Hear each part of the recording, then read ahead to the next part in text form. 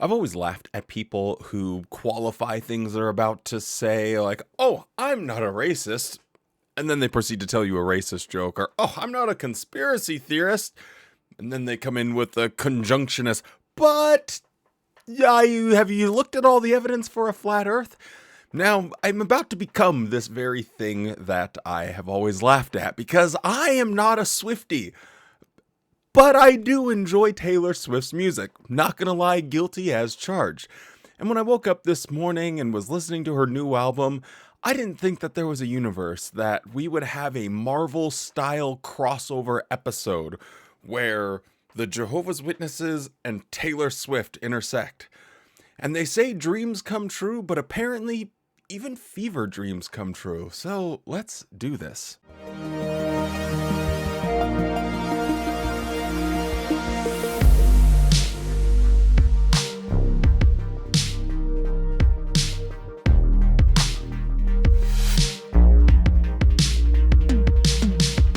So in Taylor Swift's new album, The Tortured Poets Department, there is a song called The Smallest Man Who Ever Lived, which is an absolute heater of a title. You know it's going to be an absolute banger of a putdown. So let's look at the very opening lines to this, and then I can sort of deconstruct why I think this is one of the funniest insults ever. So the lyric goes, "Was any of it true, gazing at me starry-eyed? In your Jehovah's Witness suit." Who the fuck was that guy? Now, this might not seem like that big of a deal to most people, but we have to remember Taylor Swift is one of the most famous people to ever walk planet Earth. I would hazard a guess that if Jesus Christ himself was resurrected today, he would have difficulty gaining more followers than Taylor Swift. She is that culturally significant in the year 2024. Now, let me give like a historical breakdown of why this is so funny, where you're insulting someone by saying, oh, in your Jehovah's Witness suit. So the Jehovah's Witnesses have an interesting relationship with the fashion world and trying to stand out apart from that. So let me give a bit of a breakdown of that. Jehovah's Witnesses have this principle that they live by that they call being no part of the world. Now, in their efforts to be no part of the world, they avoid things like voting or going to war, holidays, all sorts of things, basically separating themselves from the rest of humanity within their isolated community.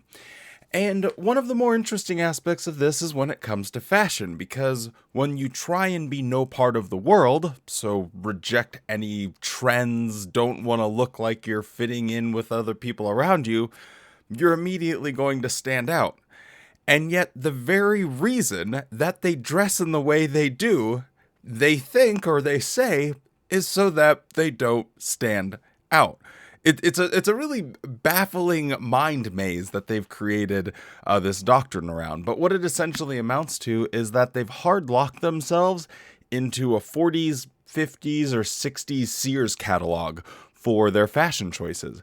And if you look at some of those old Sears catalogs and you look at some Jehovah's Witness publications throughout the ages, you're going to see that they're basically unchanged. Unchanged, get it? Puns. They have this way of dressing like their only options are from a Sears catalog from the 60s. Now, for those of you that don't know anything about Jehovah's Witnesses, their leaders have the craziest way of talking about this doctrine of being no part of the world. Just have a listen to what some of their leaders sound like. And think about this. He'd never tried to draw attention to himself by means of high-sounding vocabulary or even by means of his dress and grooming.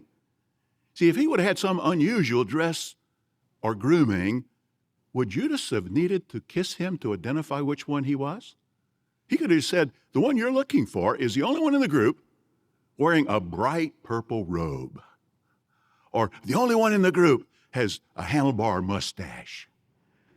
Now you might be thinking to yourself, surely this has to be AI generated because nobody talks like this. But that's how he actually talks. And these are the minds of people controlling the fashion sense of Jehovah's Witnesses all around the world. If you're thinking he's a few numbers short of a bingo card, you're spot on there. So these are the types of people that are making these various rules. Now, one of the funnier videos they ever produced, Watchtower likes to make these little skits showing the real issues and problems that Jehovah's Witnesses go through. And in one of them, it has to do with how a mother is addressing her daughter's fashion choices. Take a look. Hey. Hey, Olivia. Hey. Evidently, I haven't figured out how to talk to her about her clothes yet. I need your help. I got this one.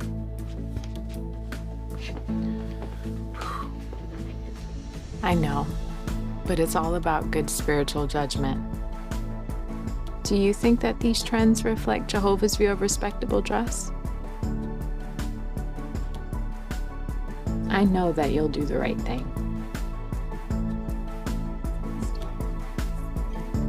Hey, Gabe, can you take us? Now, if you were thinking to yourself, well, lots of groups have rules about being modest, not wearing clothing that's revealing or over-sexual. Jehovah's Witnesses can't be that different from them. Well, as this last video shows, it goes a step farther beyond that. It goes into this, where someone's fully clothed. She has ripped jeans, but there's leggings underneath, so she's not showing any skin. She's fully covered up. There's not a lot of, like, modesty questions being asked here. The problem is that it's quote-unquote trendy, or that someone might identify her as being a part of the world. Again, Jehovah's Witnesses like to isolate themselves from the world around them. Now, another one of Jehovah's Witness leaders decided he would go on a fashion rant himself, and it's a real head scratcher. Have a listen. I have to mention this, something I've observed. I see it in the airports, but whirly women, okay, this is what they do. And it's all deteriorating. But sometimes, even some of our sisters now, and I suppose, and they're probably really lovers of God and such, but you're not thinking of this verse. And what it is this Spanx, this skin-tight stuff they wear. Now, are any sisters wearing it in the ministry? No. I can't say I've ever seen that. But when they exercise, they leave their home and they're jogging in this stuff. Look at the verse. Is that appropriate? To wear skin-tight Spanx or whatever they call it, that's not modest, and it's certainly not sound of mind. It's really not appropriate.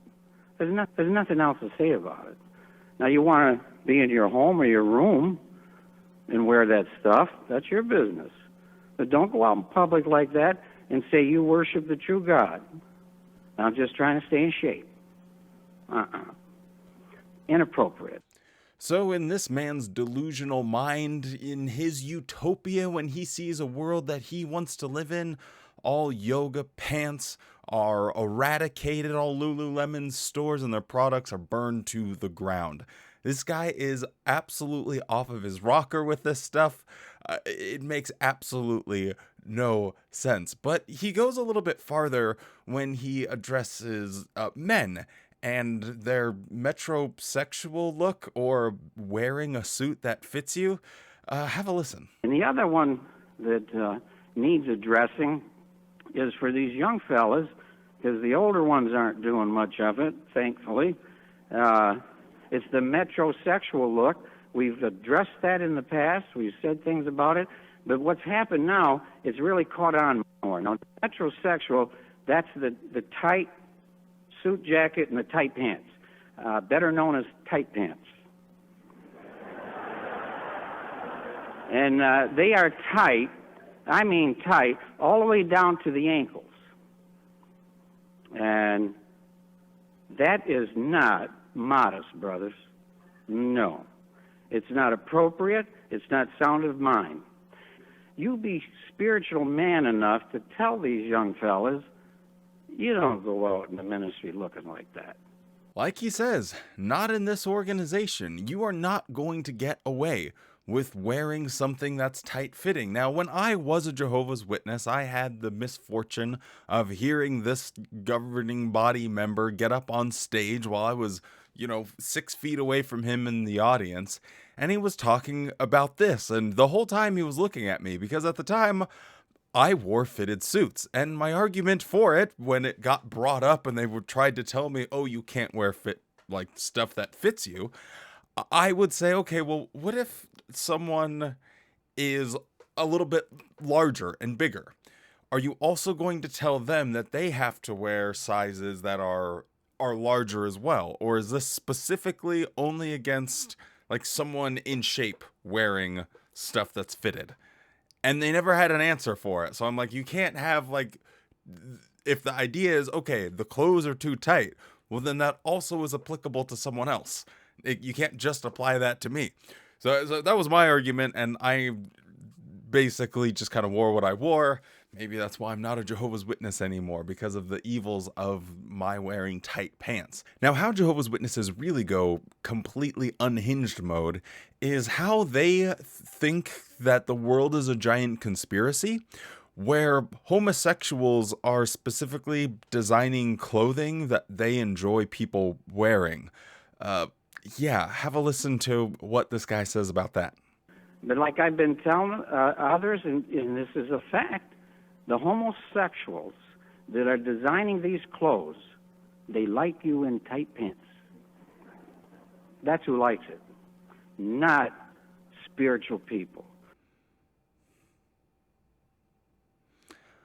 So with the pride and arrogance of a lion, but the IQ of a russet potato, this moron goes and tries to drum up this conspiracy theory that homosexuals just want to see you wear tight pants. Apparently, fashion designers are off in the back just jerking off to everything they create. Now, let's look at another example of the cross-section between Jehovah's Witness and fashion and their anti-gay propaganda. So this is an article from June 2017. In today's world, many people reject Jehovah's standards. They allow popular opinion to influence their dress and grooming and their conduct. Many flaunt their gross wrongdoing and criticize those who live by a different standard. As Jehovah's Witnesses, we must courageously uphold God's moral standards. How? We should tactfully make known what is acceptable to Him, but we also need to maintain a high standard in our own life. For instance, when selecting styles of dress and grooming, we might ask ourselves, do my choices reflect Jehovah's standards or the world's? Does my dress and grooming identify me as a God-fearing Christian? And then it goes and talks about some movies and stuff. Why is it so important that we uphold Jehovah's moral standards? Christ Jesus will soon destroy the nations and all wickedness. Only those who are doing the will of God will remain. So clearly, Jehovah's Witnesses take dress and grooming very seriously. In fact, it is a life and death matter. And they have this little picture here. You can kind of catch the vibe. She's trying to figure out which of these two is going to be more appropriate. The one that shows more skin or less skin. Now, curiously enough, the link to a video to watch in this article is this strange thing about homosexuality, and it's a kid's cartoon as well, so buckle up because we're going max level cringe.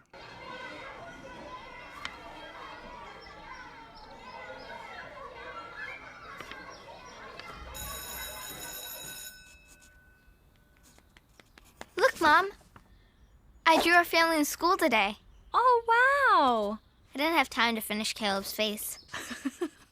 Carrie drew two mommies. She told me they're married to each other. My teacher says that all that matters is that people love each other and that they're happy. Well, people have their own ideas about what is right and wrong. But what matters is how Jehovah feels. It's kind of like going on an airplane.